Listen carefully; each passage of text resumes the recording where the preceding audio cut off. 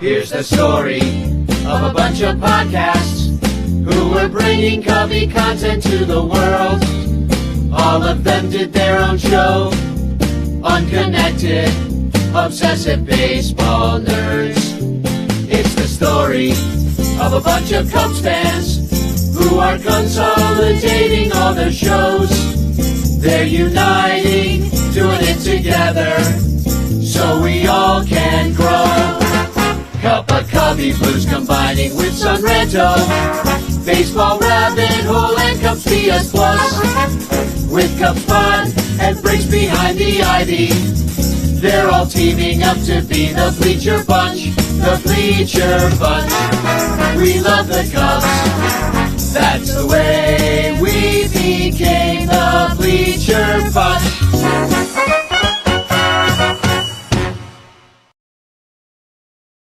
Welcome to an incredibly special edition of the Bleacher Bunch.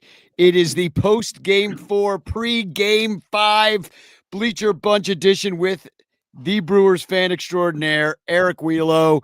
How are your fingernails looking? Mine are chomped a bit.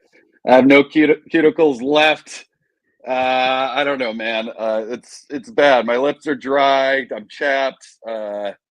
Swollen, all the things, man. This has been a hell of a week of baseball. It's every emotion you're ever going to feel for both sides, dude. It's what you want. I've been biting my cheek. So now, you know, when you bite your cheek Yep. and then you keep re-injuring it because the cheek is swollen. So you keep biting your cheek and it just won't go away. That's pretty much where I've been at since this series started on Saturday. But I do want to thank everybody for being here. We're going long into the postseason. Cub fans are already 2 series in, so this is old hat for us. Our hearts are already they need attention from a cardiologist. But this is the Bleacher Bunch from the Fans First Sports Network, brought to you by all of our Patreon supporters and all the great shows on the Bleacher Bunch. I'm not going to waste any more time. Sarah Sanchez may or may not be along later to join us. But in the meantime, we have a Cubs fan and a Brewers fan. It's all come down to one game to decide it all. And we've had ourselves a Donnybrook of a series so far. You guys really had us up front, kicking our ass, frankly, at two times in Milwaukee. And I just want to fill everybody in on something, is that Eric and I were best men at our best friend's Johnny's wedding. And there we are, pre-wedding there. And as you can see, Eric's holding up 9 fingers. I'm holding up 3 because on that Saturday that Johnny was wed to the beautiful Jennifer, the Cubs lost 9-3. Kicked our ass. We were looking good. The Brewers were looking good. We're on a rooftop just scrambling, trying to set up this wedding. There it is. There, Johnny Matamana, baby.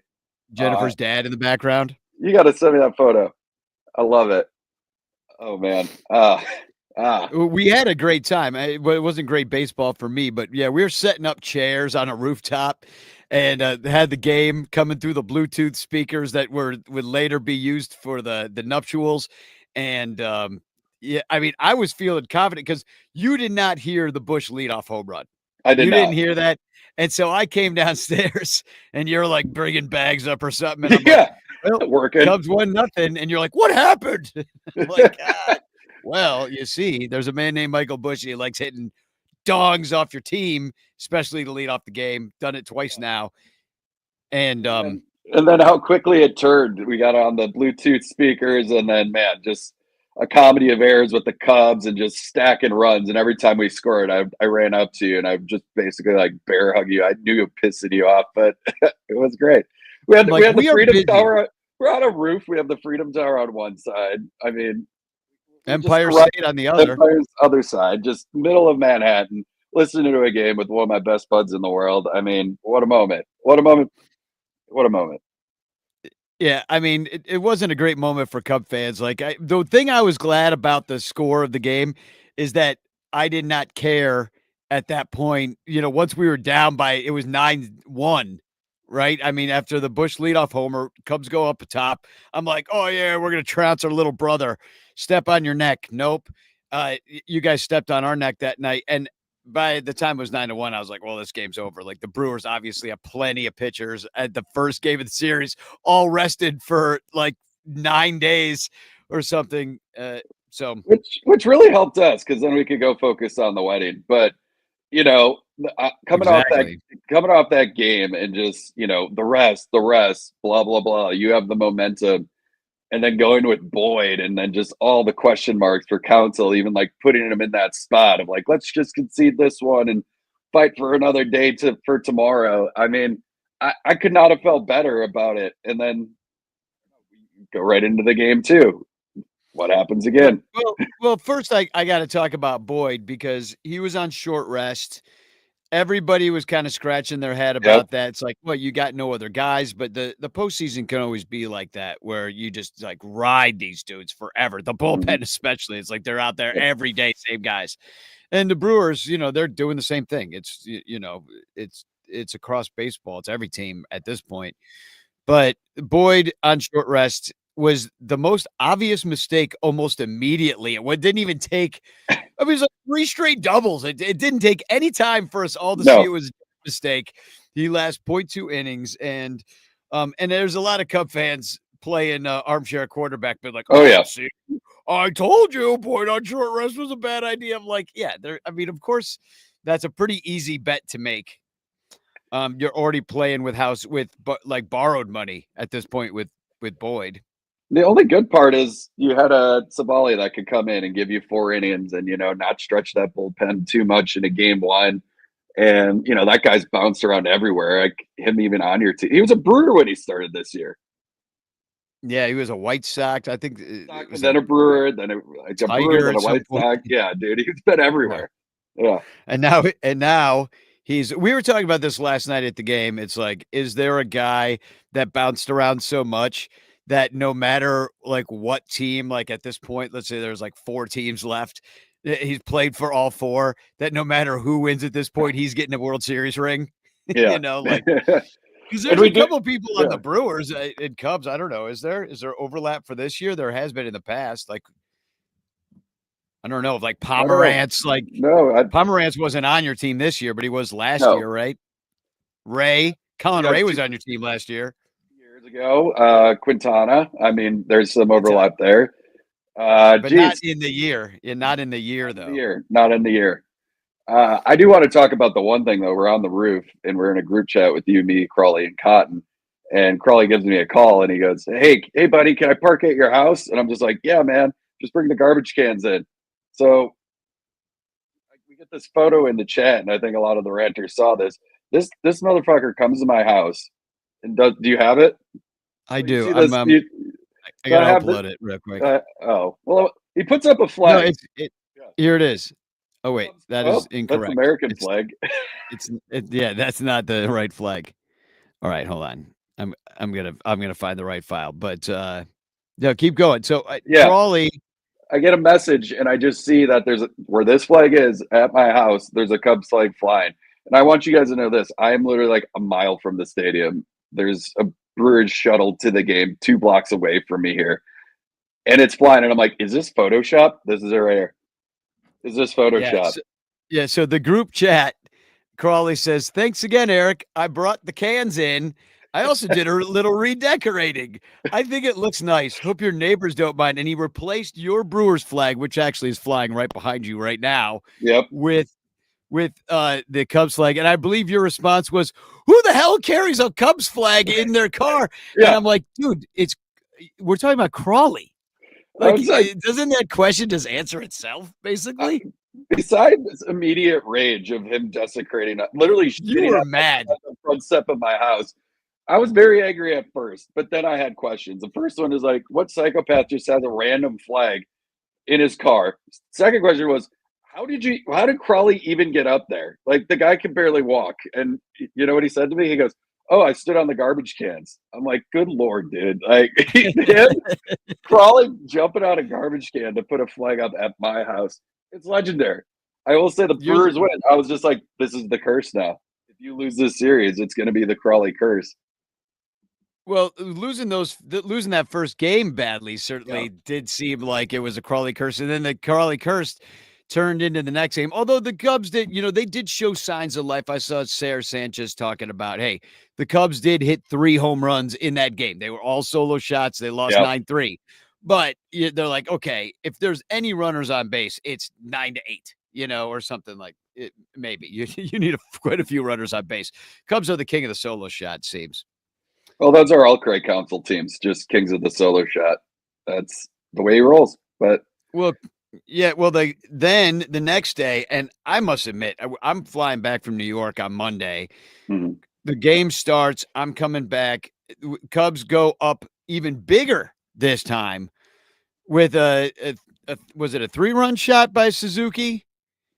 Anyway, that was the big, and then because Vaughn then matched him with another 3-run homer, which I saw some stat like this has never happened in the history of baseball, 2 3-run homers, and I'm like, well, that's a lot of caveats, but they come back with 2 3-run bombs. So then you put up even more runs, and Contreras solo shot in the third, and then Chourio comes in. It's another 3-run shot in the fourth, and I'm just sitting here and I'm like, I told these guys Chourio was going to be the star in this series, and I go, this is devastating. They had it. They thought they had that stadium, and then just boom. Well, onslaught. And Imanaga just seems unpitchable right now because, I mean, first of all, let me put up Shota's numbers versus the Brewers. I showed this the last week when we last spoke, but there's a lot of good numbers against him overall. Like William Contreras and Christian Yelich are both batting 300. Contreras has 2 homers. Yelich has a dong. Terang's got a dong. Blake Perkins has a dong, is 3 for 4. Like these guys, they like what they see. Joey Ortiz, your 9-hitter, is 4 for 9. Like and he's like an extra leadoff hitter in a way. So because Christian Yelich is too old to be a leadoff hitter. I mean, he's still up there. But anyway, Shota seems unpitchable. It would technically be his turn to go on Saturday, tomorrow. You already used Peralta, so but this is the game in which Justin Turner, this man, hit leadoff for the Chicago Cubs because what Michael Cotton calls cheesehead checkers or cheesehead chess because you announce Ashby as the starter. And Craig's like, oh, God, I got to immediately knee-jerk reaction because of the hand the guy wipes his butt with. I got to throw an old man leprechaun as the leadoff hitter, the least leadoffy hitter in the world on the team, at least, but maybe in the league. But he's got playoff experience, though. We got to ride with him. What do we do? He went 1 for 2, so I'll give him that. But God. It was ridiculous, and it was surprising for Brewers fans that we didn't go with Priester in that spot. And then you throw Ashby out there as a starter, and you get that lead, and you're like, okay, bullpen game seam game, and the young rookie comes in, goes 4 innings in the Miz, throwing 104, getting out of spots, getting jacked up on a play that everybody was trolling him for like a routine ground ball to him. That he was skipping around, by the Pied Piper of Nim or whatever. Just like, he's surprised he wouldn't play a little flute wearing tights. That's what he looked like. He's skipping around. He looked ridiculous. Well, that's why he just looked funny. It looked funny. Yeah, but leaving that series, I'm just like, Craig Counsell was just like completely overmatched in that game in terms of managing. I mean, the runs obviously helped. But the way we piece that together, Uribe comes in at the end, 3 straight strikeouts. He does his celebration where he's rolling the craps. And I'm just like, dude, this is over. This is it. They're demoralized. Craig knows that his mentor is fucking owning his ass right now. I mean, what did you feel as Cubs fans coming off that game and the confidence level going back to Wrigley? Well, I mean, no, here's the thing. I've never believed in this team. I was sitting in the stands last night, and I was like, the thing that's fun about watching the Cubs win right now is I do not believe in them. Like the Brewers are the better team, but that does not mean we're not going to win anyway. Yeah. Because you got a bunch of first-round picks out there who want it just as badly, and they're going to try to get it. So, and now it's coming down to the one game. regardless, because they managed to turn around. And I am shocked that those 4 runs in the first inning of game 3 held up. Here's how little I believe in this team. I did not go to the game. I didn't go to the game. I was sitting outside with Jarrett. That's the Bleacher Bum Band. You know Jarrett, but just for everybody that might not know him, he's the Bleacher Bum Band's bass player. It's a lot of B's, a lot of alliteration. For midday at this point. I should be eating lunch right now. But Jarrett and I were standing outside looking at tickets. Didn't really go below $100. Bleachers were 109. And, we said to each other, the only thing that can happen tonight is that we can just continue to play. Mm-hmm. And that's the best thing. It's not the last home game, or it might be, but who cares? Because if they lose it, I don't give a shit. Yeah. So we decided that for $100, we're not doing it. We sat over at Big Star, which has tacos. We sat at this little table. We sat and watched on the big screen outside of Gallagher Way. And I got a picture, actually, of my scene. This is the scene from the table. You can see the TV kind of, it looks further away than it was to us. You really could see, the game. But that's Wrigley right across the street. And we're sitting at this table eating tacos, drinking $5 Tecates. And actually, they gave me, here's how nice Big Star is. They don't have coffee on the menu. But what they do have is the waitress and waiter coffee, the server coffee.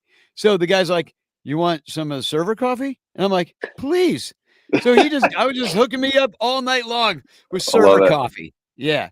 And we sat there and watched the game with a bunch of other people. So it was fun to be outside. It's synced up with the crowd. So it's, there's no delay on that screen because sometimes that could be annoying.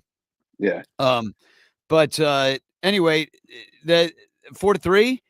4-3. Shocked. Brewers went 2 for 9 with runners in scoring position. Like, we had every opportunity to win that game. And then how you overanalyze probably games 1 and 2, like you were talking about. Brewers fans were just like, now we're dissecting it. Like, my feeling here was like, why don't you start Quintana in that game? It's like, you got Quinn Priester, who's never done this before and had a season like this before, pitched in big moments before. And you got a guy in Q who knows Wrigley like the back of his hand, has pitched in front of that crowd, had an amazing series, a couple series and opportunities with the Mets on that playoff run last year. And it's like, if you're going to go with him, why not start with the vet? It's like the opposite of Turner, like, go with that guy that's been there, see how far this dog can bring you. You see these stories all the time. The Kenny Rogers of the world, the Kurt Schillings of the world that just find it because they know it and they do it. But we go with the kid because why? What got you there? And he's been shaky to end the season, and I hated it when it started. And we go to Q anyways. And what does he do? Gets a couple guys out, gets out of it, gives you 4 innings. He did, and it's yeah. What is he not going to do? Give up bombs. Like, that's what he's not going to do. And so that's one we left on the table, and we left that game. And I'm like, oh, fuck. All right, now we're in for it. And it's like, who do we go in game 4? Then it becomes the question mark. But it's obvious. I mean, no, sorry, it's not who do we go in game 4. It's going to be Peralta. But yeah, well, you didn't have to do that either. But we didn't have to. We didn't have to. No, it was a question mark. They ended up doing it, but it's like you're showing your cards too early. Let's end it now. Now we're going into game 5. What are we going to do? I mean, to be honest, Peralta, what they're planning for, and this is the getting a step ahead, using Peralta, is that but I want to talk about it now. That using Peralta last night to just try to finish the series with your best pitcher makes sense because you don't want to go to a game 5. And if you need to face the Dodgers next week, you want to use Peralta in game 1. So the Dodgers cleaned up their situation. And so they used Peralta so that they can use him next. Now you've got to do a game 5. Peralta will be available for a game 1 if you make it to game 1. So that's the issue, because I don't think we beat Peralta in a game 5. Now Peralta won't be in a game 5. It's tough. So we don't have anybody either. So. And he's been electric at home. Well, we don't. Imanaga has been getting shelled. Watch them do exactly what because like Priester came out and the first thing that Pat Murphy said to him on the mound, like you could see the mouth over. He goes, "Get ready to pitch again." So we're gonna see him in this game and watch him do exactly what I said they should have done, and they go with Q to start this fucking game, and then we just get rocked, But we got some depth. We have Miz. I don't trust him as far as we can throw him. I think what he did at home in that game was an anomaly. He's going to walk a million batters, so you can't trust him to go. Priester has no confidence. He just got rocked by that offense. And then a lot of our guys had to go yesterday. Well, I'll put up your pitching here. Here's who's pitched in the postseason so far for you. Peralta's got the most innings. This is sorted by innings. Yeah. Ashby, they really relied on last night too. He ended up wearing a little bit of it, gave up a dong, has given up 3 runs on 4 hits. Well, 4 total runs, 3 earned. And but the Cubs are batting 235, which ain't too shabby. I mean, for a postseason pitcher, but they're relying on him. Like you said, the Miz went 3 innings. Chad Patrick with a clean 3 innings and a strikeout per inning. Q has gone 3. So yeah, you're just kind of relying on the same guys. And then poor Robert Gasser just out got there rocked yesterday, dude. Cleaning up last night. yeah, he was throwing no left out there to gasser. wear it. Throwing no gasser. Yeah, exactly. Dude. Yeah, I mean, we were discussing this. I mean, Cubs batting 455 off of him in this postseason. But were you expecting him to be a big Gasser's not a guy. He's garbage time guy anyway, right? Or where is he supposed to be somebody? I mean, he's a guy that was injured for a large majority of the season. He came up, he was like tearing it up a little bit in the AAAs, and there's a lot of potential in him. I just don't think he got the honest shake to find his form this year. Like the guy does have electric stuff. Like we put him in and to start for us, more towards the end of the season, and he showed flashes. But in that moment, I'm like, if you're going to go with Gasser, it's like, I get it. You put Ashby in, you're still in this. But just the way that game was going and the momentum you felt, it's like, why not go Gasser first? Like, bring in Trevor McGill in like so early, like the closer for us. That's 30 saves so early in that spot. And he gives up a fucking dong. And it's like, what are we doing? Look at Palencia. Palencia has been good, and he was great. He got a 1 pitch out to end the 5th yesterday after they were done with Boyd, but he got rocked in that middle game, and they're doing the same thing. This is all happening in the 5th inning, and then by the end of it, what if it is tied? Like you're gonna get to the 10th inning, and there'll be nobody left. You'll have like position players on the mound. I forget what inning it was. Yeah, what was we had runners on first and second, no outs, right? And then we played the small ball. We bunt, we get them over, right? And I'm just like, I hate this. I absolutely hate this. The shit. We're down by, don't do it. We're down by 3 runs. And we did it on that sacrifice squeeze. I think that was game 2. And I'm like, or no, that was game 3. And I'm like, what are we doing? What are we doing? This is what a team that plays scared plays like. You're down by 3. Boyd is owning you. And we're bunting over because that's like just playing into his hand. Yeah. I don't know. I hate that defense. I hate that Ashby went last night. I wish we would have saved him for today. It's not saying he can't go today. The guy's got a lot of innings on his arm, but I don't know. Tomorrow. Tomorrow. Yeah. But you've seen him a lot. That's my issue. It's like you show your hand one more time to a team that you're going into a game 5 against.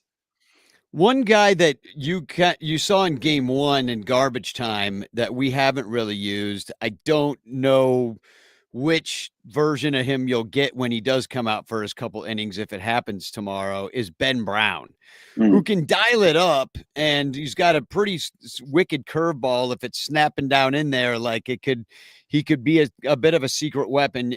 So I know what you mean about like some of these guys are super exposed. Not only that, but we played each other 13 times this year as well. So you've got that going on. I mean, there's just, I don't know.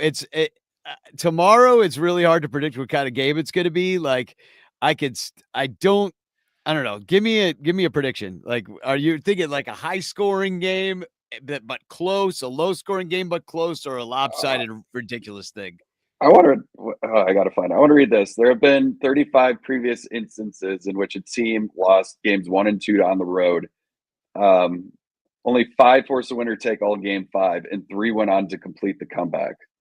The Cubs have won 3 elimination games in a row, once before in club history, in the 2016 World Series triumph over Cleveland. So history tells you momentum's on your side. I mean, It is. but it's like, we're talking about this. Every Cubs fan is hitting us up trying to go to this game. They're selling tickets only to Milwaukee fans. But man, just the way this series is going, we've won at home. We dominated at home all season. If we stack it up in the game of rest, like, I trust our starters probably in who we're going to roll with more than you. The thing that scares me is you're hitting fucking dongs, and we went cold as shit in these last 2 games. So Yeah, well, but I mean, we're hitting well in the first inning. That's all we know how to do.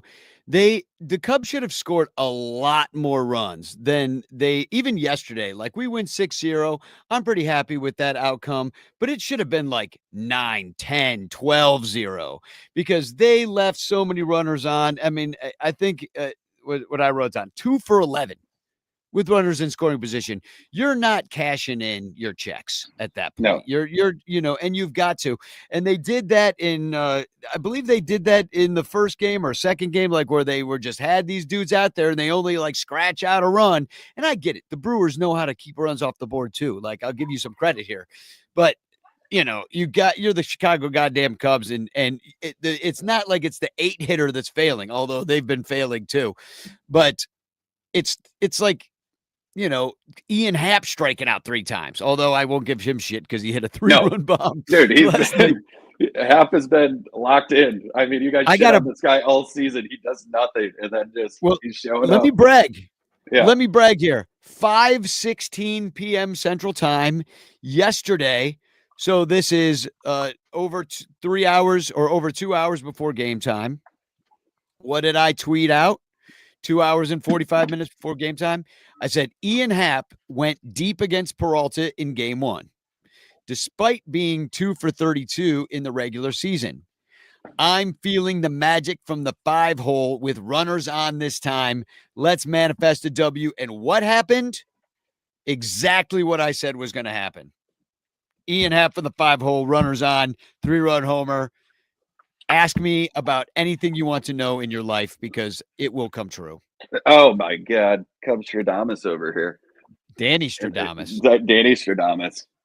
So you're asking me for a prediction on this game, right? Well, yeah. I mean, you want. What do you think? Here's the thing. I've said it from the start of this year. This Brewers team just feels different, feels built different, and they said this team was going to fade. We were going to drop off. We weren't going to stay as hot as we were. And there was a drop off, but we still had the most win in baseball. And we have one of the best home records in baseball.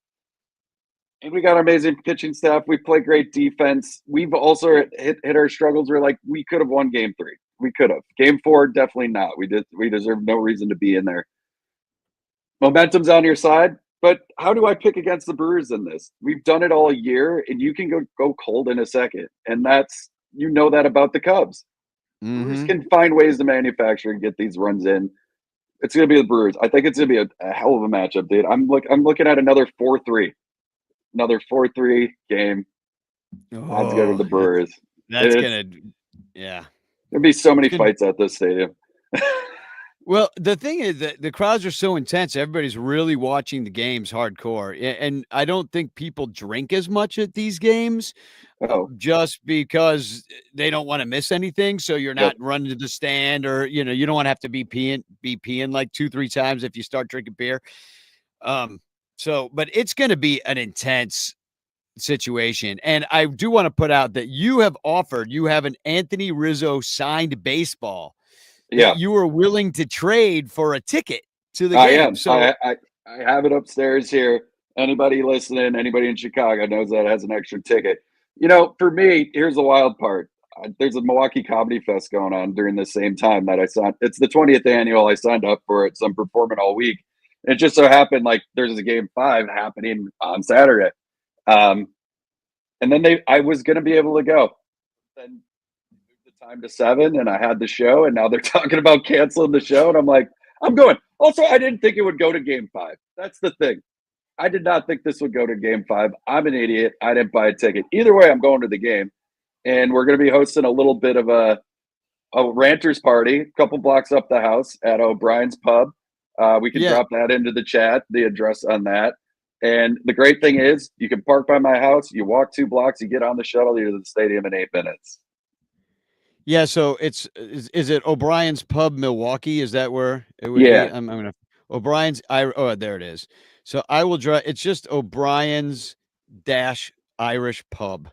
It's on it's on Vliet Street. If you can see, on Vliet.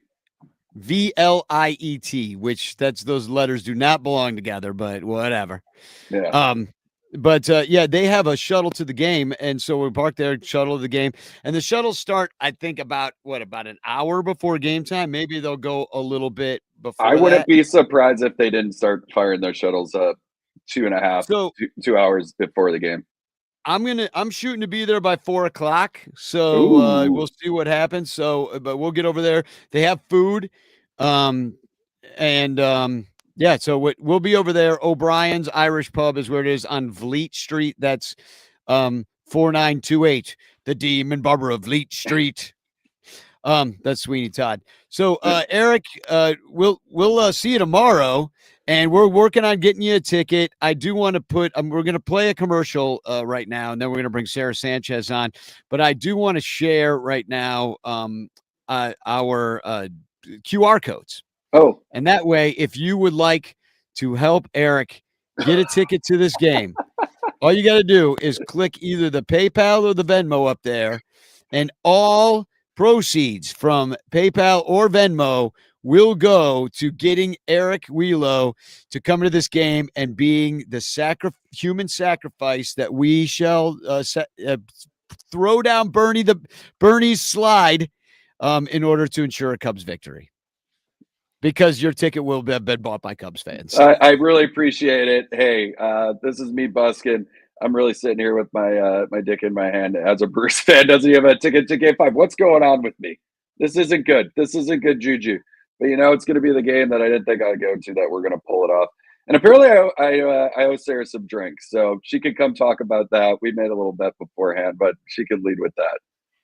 Well, we're going to get you into that game no matter what. I guarantee. Yeah, we're doing it. It's going to be a blast.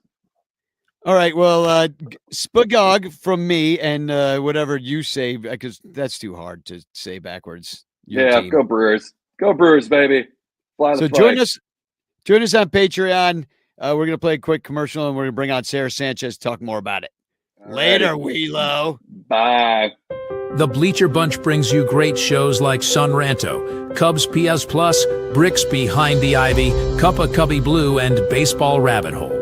But you could be getting so much more when you subscribe to our Patreon page for as little as $1 a month at patreon.com/BleacherBunch. Get access to our exclusive daily show Cubs Pod, where we recap every single game. Plus, be the first to hear Cubs music, get early access to events, and receive an invitation to join our Discord Cubs community, where fans just like you show up every day to rant and rave about our beloved boys in blue. Most importantly, 10% of your Patreon pledge will go directly to help the Lost Boys Youth Baseball program. So join us. There are perks at every level, like the Renter Calendar, absolutely free, and name recognition for you or your business. We are independent Cubs podcasters, and we need your support.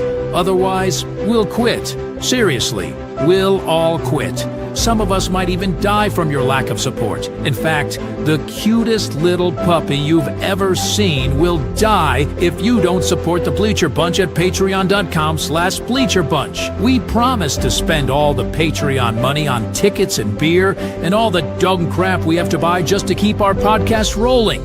So give us your money, and we'll waste it far better than you will. Patreon.com/BleacherBunch. Free trials are available, but don't do a free trial. Just join, okay? Okay. Patreon.com/BleacherBunch.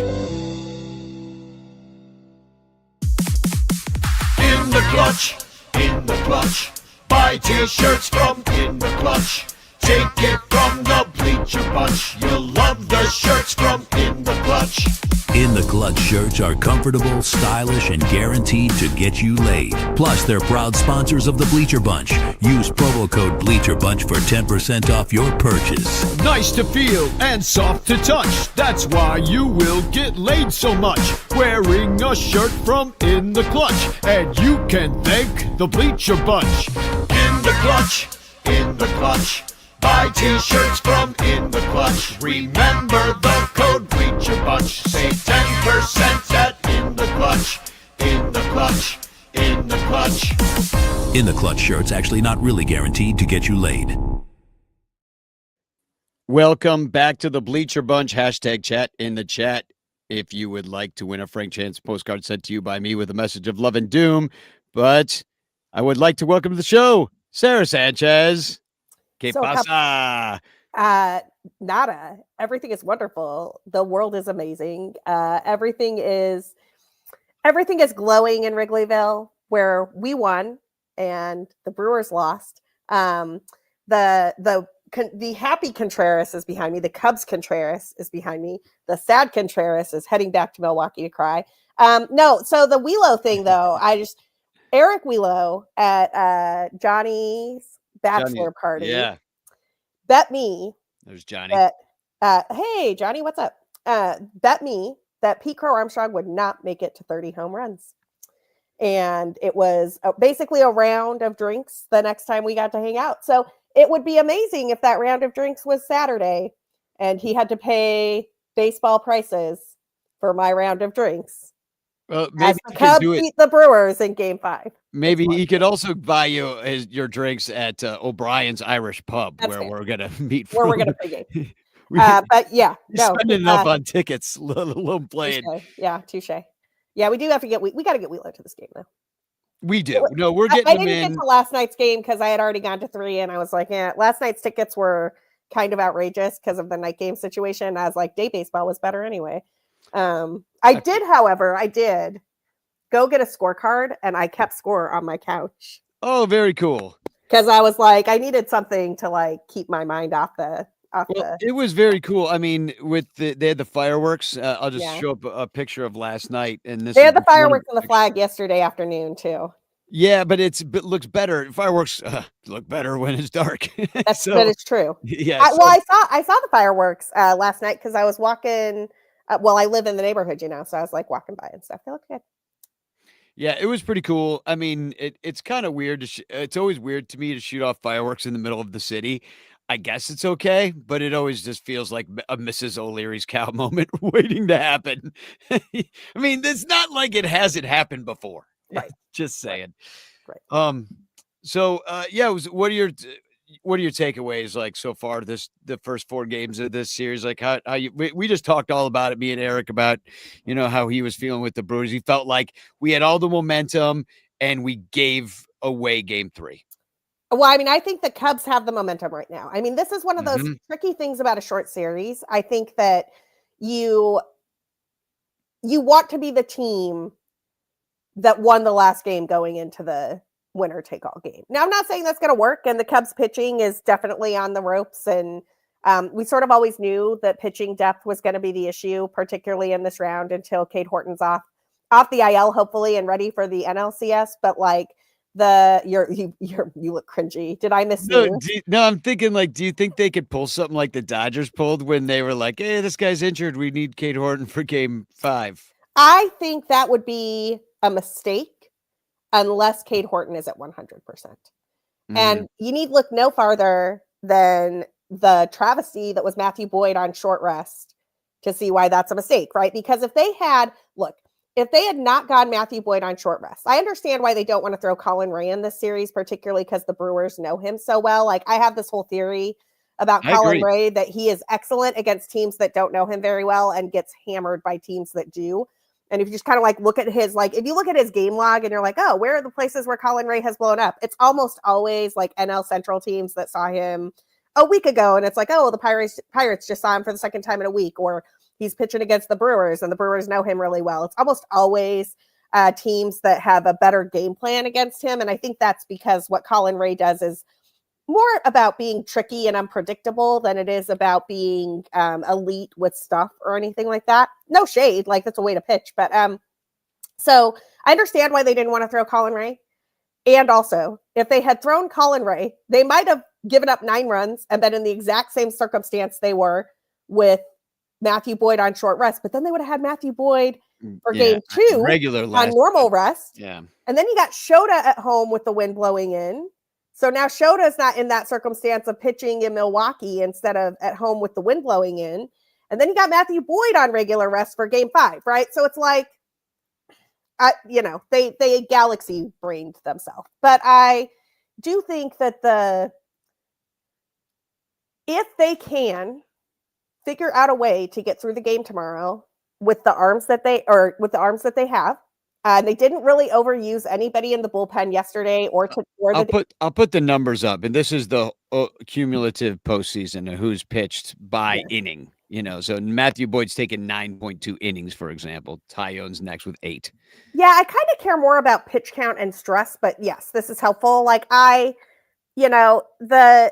Daniel Palencia, for example, threw like 1.1 innings yesterday, but it wasn't like he didn't throw like 50 pitches. He threw I thought we were wondering if I forget how many it was, but it was like around 10. It was like 10, 11, 12 pitches, something like that. Yeah, if you give me a second, I can pull it up. Fangraphs does a really nice job of tracking this on the roster resource page. Shout out to but I was wondering if they'd put him back out there. I'm like, hey, everybody's acting weird. And I think they didn't because they know that they might need him in game 5, right? The pitch counts for the Cubs bullpen over the last 2 days, they've been extremely cautious about. So Daniel Palencia has thrown 25 pitches across the last 2 games. He threw 10 in yesterday's win. He threw 15 threw 15 in yesterday's hold. He threw 10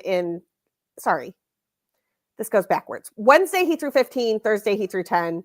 Andrew Kittredge threw 18 on Wednesday. He did not throw yesterday. Brad Keller threw 34. It looks like he had the highest pitch count across the 2 games. 4-out save too.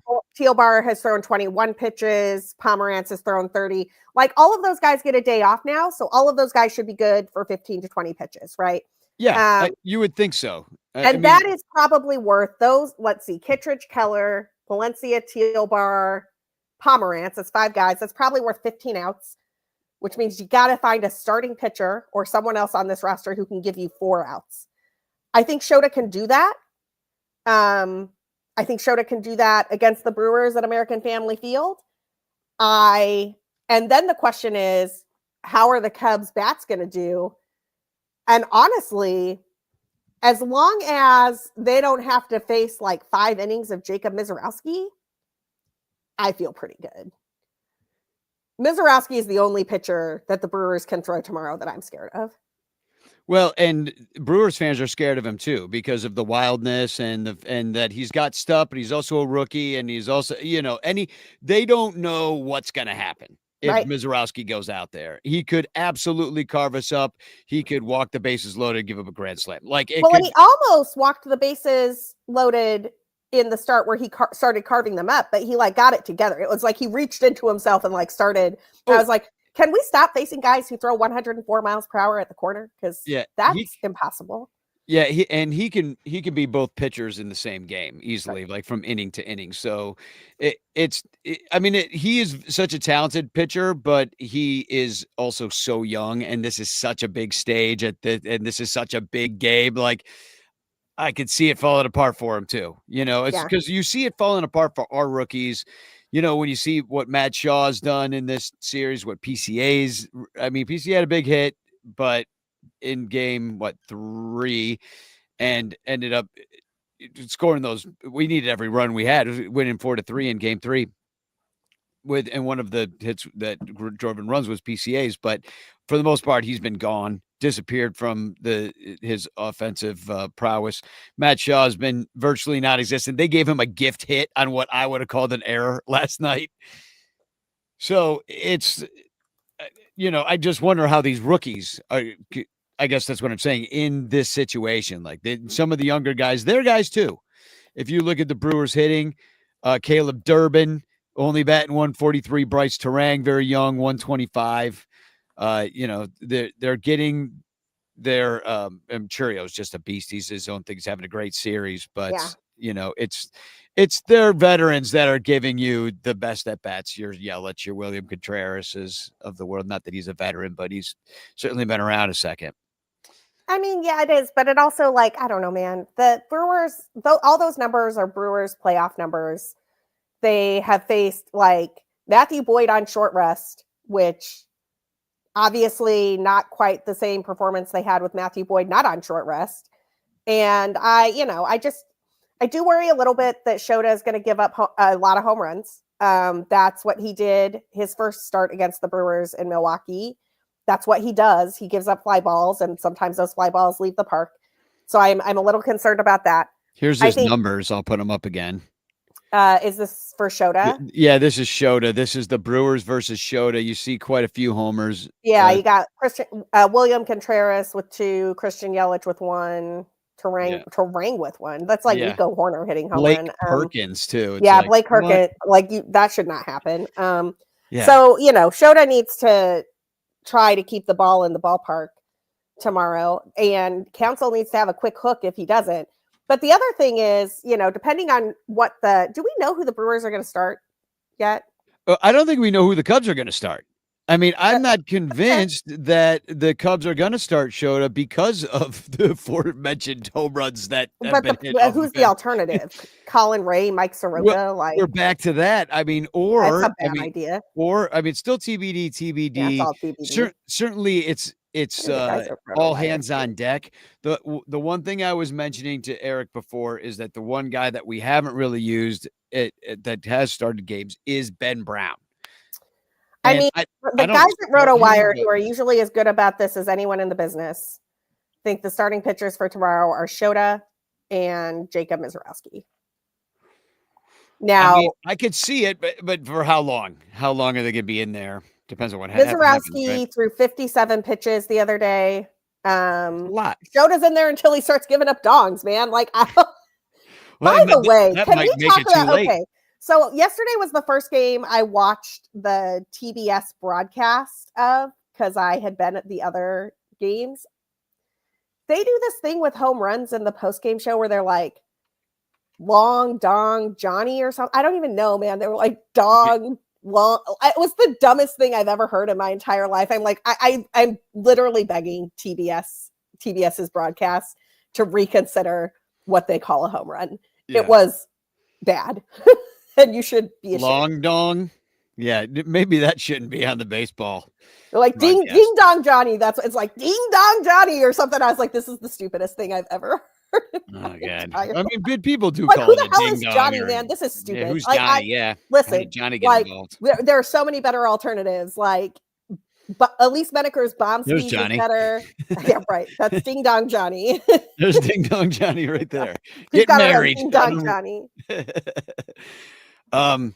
So yeah, and I think speaking of ding dong Johnny, I think that it's really going to come down to can the Cubs power bats continue to power because they've been hitting a lot of home runs, but not a lot of people have been on base when it's happened. It happened yesterday and it happened with Seiya, 2-3 runs shots that ended up, one of them mattered quite a bit. Actually they all matter, but I don't know. The Cubs hit a lot of solo shots. We got to work some accounts. We need Dansby Swanson to get the fuck on base. We need Ian Happ to not strike out 3 times in a game and figure out some way on. We need PCA he's trying to bunt. He's so desperate for a goddamn hit. We need Matt Shaw to do it for Charlie. We need those guys to get on base. Otherwise, our dong hitters have nobody to hit in. I mean, I know this is not rocket science that I'm preaching here, but that's who's not contributing at this point. And where the hell is Willie Castro? Not that I want to see him, but Ding Dong Johnson. Thank you. It's so dumb. Like Ding Dong Johnson. This is the dumbest thing I've ever heard in my entire life. I was like, this is bad. This is not what we should do. No. I don't know. How does this pass censors? Like the editor, there are no editors. They just put it in ChatGPT. It's like, it's fine. Go So with it. as for our home run hitters, I mean, it's nice to see. Well, actually, I don't know if this is so. Michael Bush, Jesus. What on earth? Now, what if Michael Bush batted fourth? Oh, Wheelo's back. Uh-oh. Wheelo wants to Wheeler wants a talk. piece of you, I guess. Wheelo's upset. All right. What's your What did problem? I say? How are Hi. you? Can't wait for you to buy me some drinks, buddy. This is the sad part about it is we did that birthday show and we got blackout drunk at the game and then played it. And I know we talked and we really got into the series, but this is going to sound completely ridiculous. I don't remember what the bet was. I know it's based around drinks, but I don't remember what. That Pete Crow Armstrong would not be a 30-30 guy this year. Oh, that's right. That was way 28 okay. home runs. Yeah, and they had like 9 or 12 games left or something, and I was like, "There's no way." And I was all right. right. So how many beers did I say? Because I think you said actually a round of drinks, but I will probably just hold you to like a margarita or something. All right, deal, done. Congratulations to Pete Crow Armstrong. He's going to haunt us for years to come. But I'll say this. One thing I didn't mention about this series is like you got to understand this is at American Family Field, and we're gonna wherever that sun is, we're pointing it at your dugout. So that's what's going to happen. We're going to turn the AC on. We know that you fuck around with the roof to try to create advantages for your small market team. Yeah. And just talk about the starting pitching too. It's going with the Miz is the worst idea. If the Miz starts his game, you guys are going to win it. Like you can't put a rookie in that position just because he had that one game against you guys. From 4 innings, what was that, game 2? I mean, he was extremely good for those innings, but I think you'll agree he looked shaky at the start. He looked like he was missing the zone. And then Murphy came out and talked to him and he calmed him down and he started dotting the corners. And like when the Miz is dotting the corners, man, he is elite and he is extremely good. And I don't want to face him. But the guy who looked like he was about to walk the land, and he had 2 walks in that game. Yep. I mean, and he did it all through the end of the season. Like everybody that hated that he was in the All-Star game. And it's what he was known for in the minor leagues. And it's just like, I don't trust him as far as I can throw him. And in a game 5, throwing your rookie out there, no, thank you. Yeah. I want to see Quintana, the crafty vet, going out against his former team. Been there before last year with the Mets, understands it. It's cute for me until the wheels fall off. And then you go to Miz. Then you go to, the guys in that bullpen and you piece it together. But do you feel the same way about we were just talking about this. I actually think our bullpen, like our 5 bullpen arms who have been extremely reliable, should all be ready based on their pitch counts. And I think that so they can get 5, maybe even 6 innings out of Daniel Palencia, Drew Pomerantz, Brad Keller, Andrew Kittredge, and Caleb Thielbar, which means that we got to get 3 or 4 innings out of Shota, basically, in my opinion. And I think that Shota for that long is fine. I do worry a little bit. I mean, he gives up fly balls, and some of your guys hit those fly balls and turn them into home runs, and that would be unfortunate. Especially when you turn the fans on at Great American or whatever it's called. It was American Family Fraud. Yeah. Okay. American Family Fraud, where they turn the fans on, and as when you guys are up, and then you turn the fans blowing in when the Cubs are up. I felt it on the back of my neck and in my face. We're bringing in fans. All the fans are bringing fans. We're turning them on. That's what we're doing here. I'm bringing my Cubs rally towels. Just don't hang it on my house like Crawley, and we'll be good. That was pretty funny, man. I can't believe Crawley. I just went I think he won the Cubs Christmas Carol competition between me and him just on that alone. That was amazing. From the top rope. What kind of what should be the Christmas song about hanging a flag on the house? Like, up on Eric's house, Crawley's flag on my trash can, standing on his trash can today. Yeah. Itself. Well, I won't steal too much of your time. I just want to say hi. I'm so excited to party with you guys tomorrow. Yeah, it'll be good to see you. At the end of the day, no matter what this is, but how much hatred we have for each other's teams, the rivalry is awesome, and to see it back again and us in a game 5. One of us is going to be extremely happy. I'm going to lock myself in a closet. You guys won't hear from me for 2 months if we lose this game. You steal our manager. Finally, the Brewers feel like we have the team that could break through a playoff series. And if we lose it to the Cubs in a game 5 at home, goodbye. I'm not talking to anybody for 3 months. It did occur to me that the Cubs have a chance to really stomp on the Brewers here. And it also occurred to me, Wielo, I'm going to give you this. This is very similar to when in 2015, like the Cubs had to defeat the Cardinals before that team was going to be able to win the whole thing. Like the absolute decimation of the Cardinals in 2015 is the reason 2016 could happen. And so in a weird, like you all are the Cubs in that scenario. And so we either do like the dark magic of the Cardinals or we don't, man. I don't know. Yeah. And, and we're kind of built similarly. We have that course, Al Frelick, Terang, Cheerio, and then you got the crafty vet Yelich, and you got Contreras there. So I agree with you 100%. Anthony Rizzo spoke to it. He said he felt like 15 was the one you guys left on the table. And man, I'm excited, and you're 100% right. But if we do win this game, I will say, bragging rights for Cubs fans and this gaudy attitude of the one World Series in the last 106. I don't know, guys. I don't know. If you think I'm unbearable now, just wait. I think it's gonna be a fun game tomorrow. I promise we'll be friends at the end, even if you have to take 3 months away from talking to us. This is true. I'm just gonna go straight home, and the home lock-in commences immediately. Well, Sarah and I are sitting right next to Bernie's slide.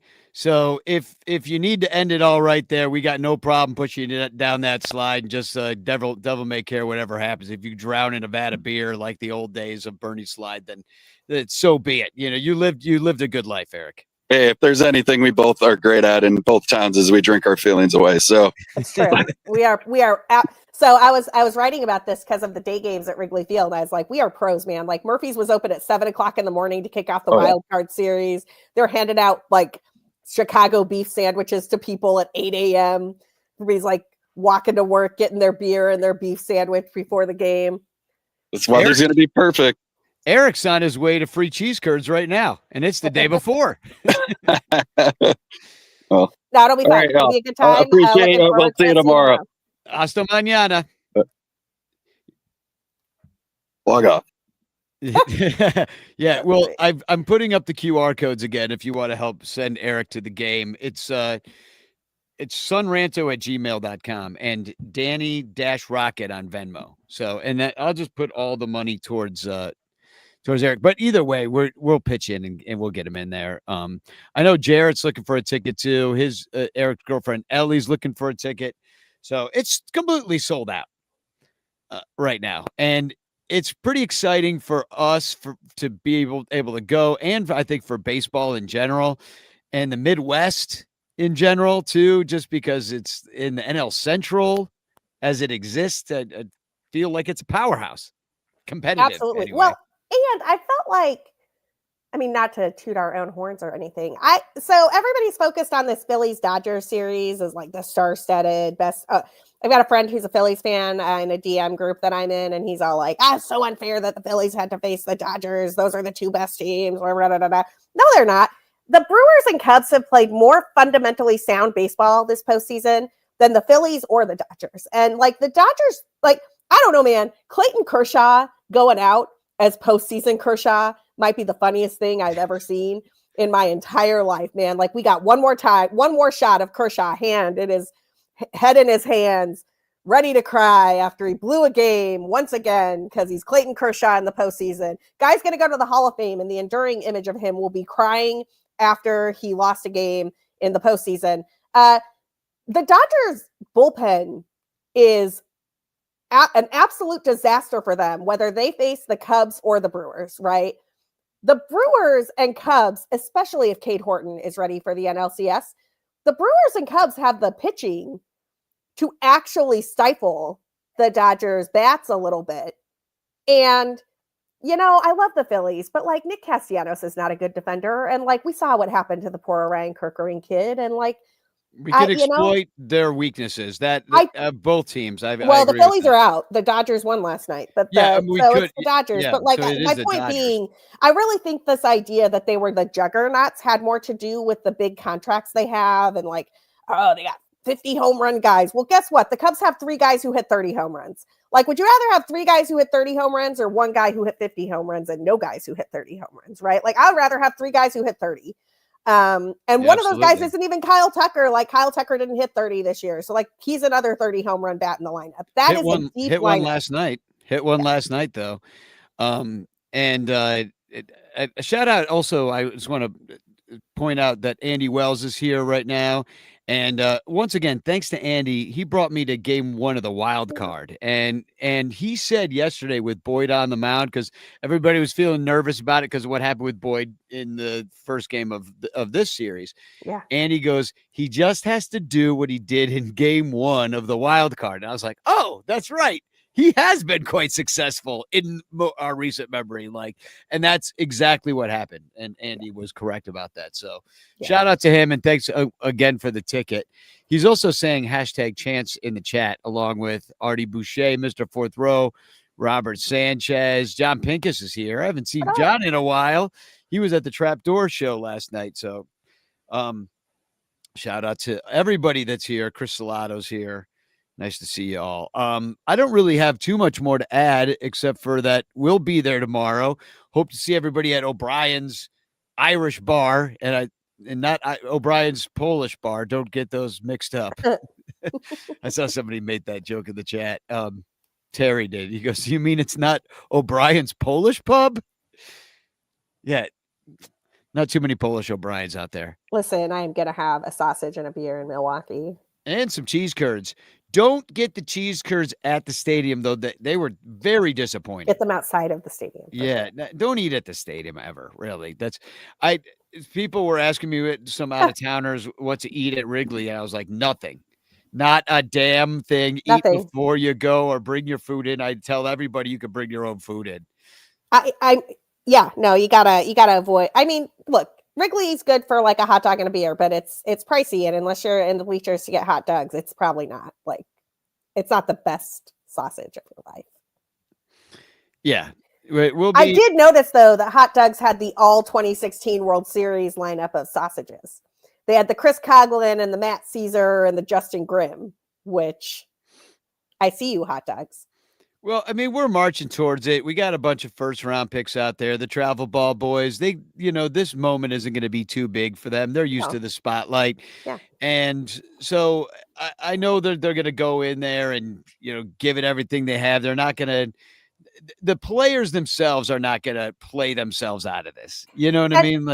And the pressure is all on the Brewers right now. It really is. They are the team that has not been able to really get through to the World Series in the postseason.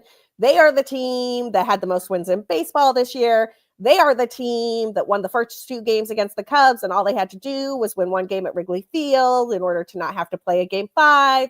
And here they are. And now the Cubs have the momentum, man. The Cubs have the momentum. And the Cubs have nothing to lose in this game. If I had told you at the start of the year that this team was going to take it to game 5 of the NLDS and lose, you'd be like, that's cool. That's way better than what we've done since 2020, since 2018, since 2017. Good job, Cubs. The Cubs have hit their expectations and are primed to exceed them, right? And the Brewers are like, oh my God, we might be collapsing again. Yeah, exactly. No, they might be going down their little rabbit hole. And it's up. I loved the crowd last night. Very loud. Chanting Freddie's name, and the Freddie chants were elite, man. That's going to be, although I imagine that is going to be Shota chants tomorrow, and I do wonder how Shota's going to deal with that. Maybe he'll pretend that they're cheering for him, because that's what I would do if I was Freddie Peralta. I'd just be like, it occurred to me. I was like, oh, this is so good. It reminded me of the Cueto chants and the Kershaw chants, and we've done the chant game before, but I was like, ooh, we have a guy with a very chantable name. Mm-hmm. Shota. Yeah. I wonder how Shota's going to deal with that. Well, considering the stadium should be half Cub fans, despite the plans of the Brewers to not sell us any tickets, because I have tickets, you have tickets. We're going to be there. Now, we're as far away as possibly we could be, but in the stadium. I think I owe you money for that ticket, by the way. Don't let me hop off before you tell me what I owe you. Well, I will say this much. We do need more money to get Eric to this game. So if you subscribe, it's sunranto@gmail.com on PayPal and at Danny-Rocket with 2 T's on Venmo. And I will use all the money to buy Eric a ticket. So somebody will come through. We're going to find a ticket some way, even if we have to pay a lot of money for it. But it pisses me off to have to spend NLCS prices I know. for an I NLDS. know. You know, I it's know. like No, me too. $250. Yeah, Come on that's why I now. didn't go yesterday. It was the one game they've won at Wrigley that I didn't go to, and it hurt a little bit, but man, I couldn't justify it. And the tickets never got lower than about $220 in the bleachers, and I was like, oh, It's too much. $220 for I a wouldn't have bleacher done it. seat, man. I can't do it. Well, we didn't do it on game 3, me and Jarrett, because No, neither. What game 3? The tickets dropped. Like the tickets the bottom fell out of the tickets. I think because it was a game day and Brewers fans couldn't get off work or whatever. But I was like, oh, this is great. You go sit in the bleachers for like $130. This is outstanding. the Brewers fans' ankle monitors kept beeping as soon as they left the jurisdiction. So the battle for Mars Cheese Castle continues tomorrow, and we'll be there, and we'll I guess hashtag content you a little bit tomorrow. We'll have are we going to podcast? Are we going to podcast our road trip? I think we will. Maybe we could go like live on TikTok or do something different. So I don't know. We'll tweet out what we do. We'll see how that goes. Yeah, I'll be camera ready for your car. Yeah, well, we'll have Jared in the car too from the Bleacher Bum Band. He also does not have a ticket. We need some tickets so before we implement this plan we have. But listen, this podcast is for tickets and beer, man. Tickets and beer. Yeah, that's what it's for. So if you want to subscribe at Patreon, it's patreon.com/BleacherBunch. I will now share my screen and give away a hashtag chance in the chat. Is your last chance to get in the hashtag chance. So let's pick it. Round and round she goes. Where she stops, no one knows except for the hashtag chance of the chat. And it is Rogue Wave Creative. Congratulations. He is one of our super duper Patreon supporters. So thanks for supporting us, and thanks for winning. And let's get a W. Spagog. You know what I mean? Truly, it would be such a good W. I as much as I do not believe in this team, I still don't believe. I'm like, well, they could. I've been saying it all year. Even though I don't believe in them, that does not mean they cannot win the World Series. Right. No, that's right. Look no farther than the 2006 Cardinals. Yeah. Why not us? This team is better than the 2006 Cardinals. Exactly. And all those freaking wild card teams that make it through. Yeah. That happens all the time. And why not us? Yeah, I agree. All right. Well, I'll see you tomorrow when I pick you up, Sarah. I'll be ready to go. Spagog.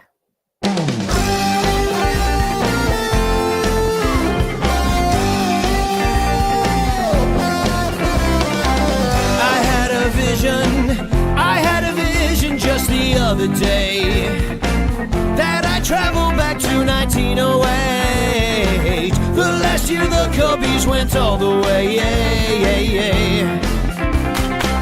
Made a decision that I never want to come back again. I'll miss you all, but this place is heaven, 'cause here the Cubbies are the champions.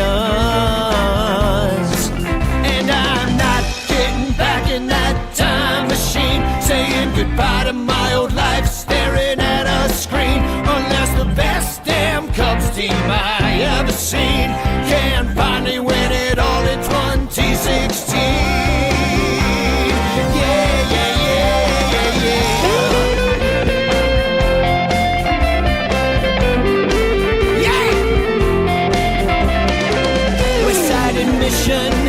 To see the game's $1.50. Good thing I left some money in my pants. Now I'm watching Tinkers, Evers, and Chance.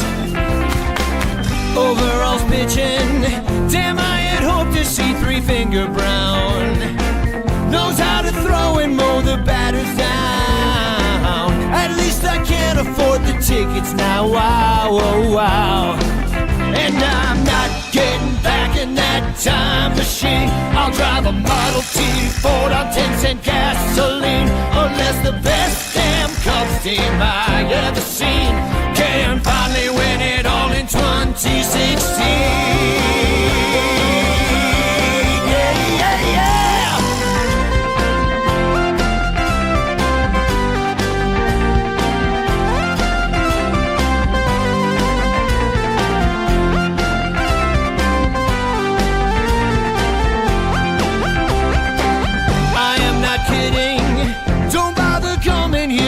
wasn't for me, I'm as happy as a Cubs fan could be, watching Chicago win the World Series.